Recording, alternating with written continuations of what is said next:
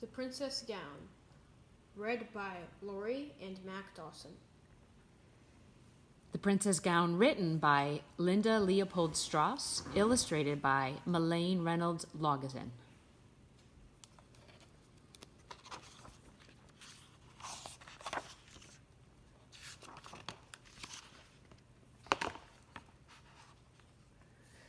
Hannah scrambled up the tree by the palace and inched out onto the branch overlooking the garden. Yes, there sat the princess on her favorite chair, feeding the small gray squirrel with just one ear slightly larger than the other. How beautiful the princess was! How tenderly she talked to her little squirrel. Hannah needed to get home, but first she sent a wish over the well. "Please, Princess Annabelle," she begged silently, "please choose Papa's." Then Hannah raced home.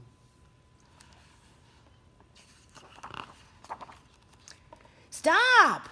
warned Hannah's brothers and sisters as Hannah burst into the workroom. "I just wanted to see if Papa's finished," said Hannah. "So, what do you think, my Hannah?" asked Papa as he sewed a pearl to the bodice of the wedding dress. "Will the princess like it?" Hannah couldn't imagine another dress as beautiful as Papa's. It was a drift of blossoms, a spun sugar confection, sparkling foam strewn upon the ocean, and soon Papa would wrap it in satin and take it to the palace, where tomorrow morning Princess Annabelle would select her wedding gown from the offerings of all the tailors in the kingdom. "Oh, Papa, she'll love it." Hannah stepped closer.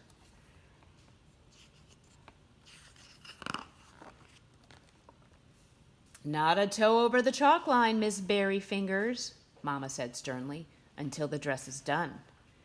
"Let the child be," Grandma told Mama from her corner by the fire. "She is an artist, like her papa. Look how she's painted this workroom. Look how she's decorated your chalk circle."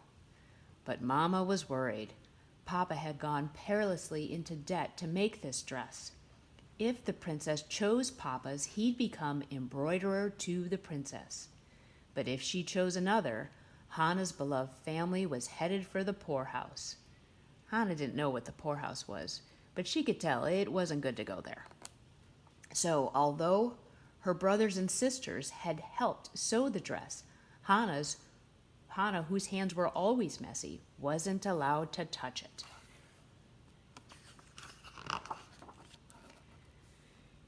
"Ah," breathed Papa, "the last pearl, almost the last stitch." "Hurry," warned Mama, "the deadline is sundown." "The final stitch," said Papa, "must be Hannah's. This family may never again sew a dress for a princess, and our youngest must be part of it. Hannah, go wash. Rachel will help you." Rachel scrubbed Hannah from head to toe. "I don't stitch with my stomach," Hannah complained, but Rachel kept scrubbing. When Hannah returned, Papa handed her a threaded needle. She kneeled by the dress and carefully, as all the Abraham children had been taught practically since the cradle, she crafted a stitch in its hem. Then she gasped. She pointed. A spot on the smooth silk panel on the skirt's left side, almost invisible, but a spot nonetheless. Papa went ashen. Hannah checked her finger. She hadn't made the spot. She hadn't. "Maybe the queen won't notice," said Papa bravely, though everyone said the queen had the eyes of a hawk. Rachel suggested sponging, but that might leave a ring. Hannah's oldest brother, Joseph, wanted to replace the panel, but Papa had no more silk. Cover the spot with lace? Papa said it would be lumpy. Hannah studied the spot. What was that shape? Could it be?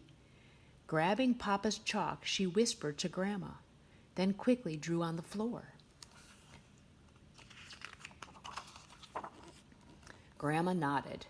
"Heat water to warm my fingers," she told Hannah. "Bring me the dress," she told Papa. The family stared. Papa hesitated. "And a needle," Grandma told him, "and your finest thread." Everyone watched Grandma's needle fly through the delicate fabric, first the left panel, then the right.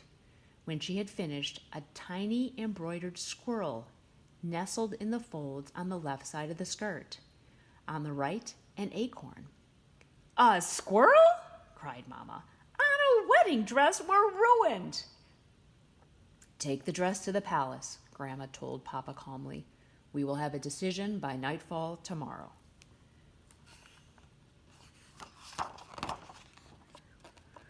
Everyone went to bed early.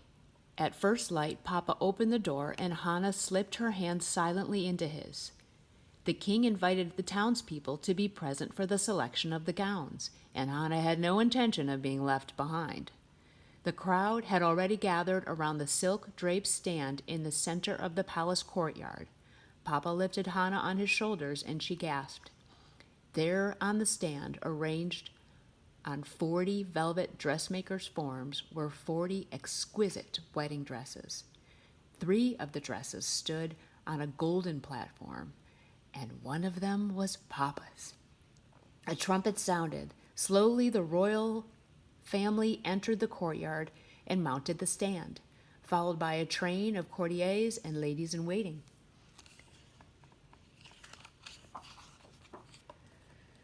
"This one's my favorite," the princess said immediately, pointing to Papa's gown, and Hannah's heart started pounding. The queen, however, inspected the dresses as if they were Arabian horses for purchase. It didn't take her long to find the squirrel. "Do they think we're mad?" she demanded haughtily. "Do they think we're blind? A squirrel on a wedding dress!" "But I like the squirrel," said Princess Annabelle.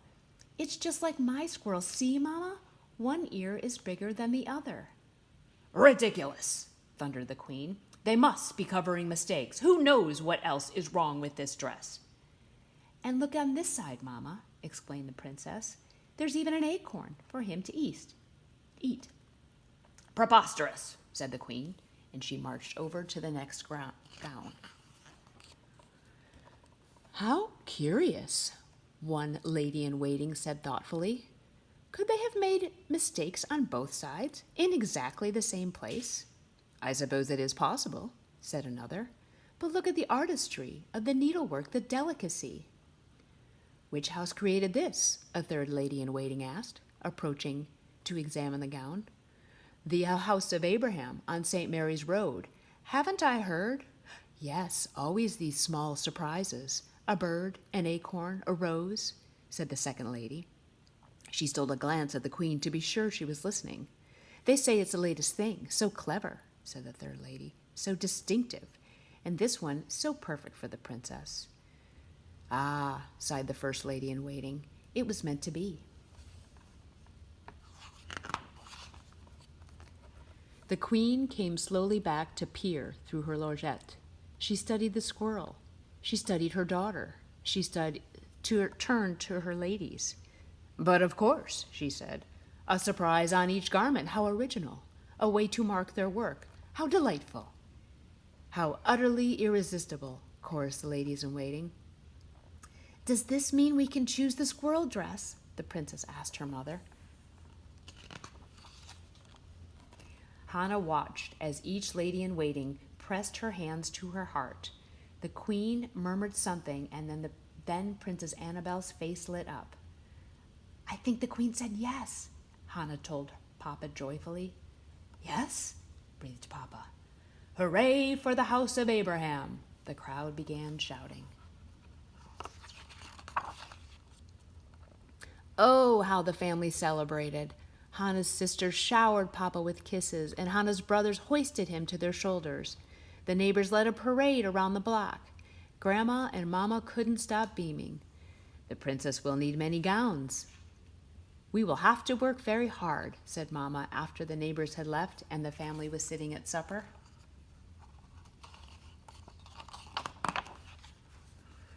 All those small surprises to think up," said Papa, smiling at Hannah. "But work is for tomorrow. Come see what the queen has sent from the palace." And taking Hannah's hand, he led the family outside St. Mary's Road, where a new sign hung over the workshop entrance. "Victor Abraham and family," it said proudly. "Embroiderers to the princess." And in one corner of the sign was an acorn, and in the corner opposite, a small squirrel with one ear just slightly larger than the other. 1 year later at the palace, you can see all these gowns have little surprises on them. An owl, a cat, what's this one? An apple?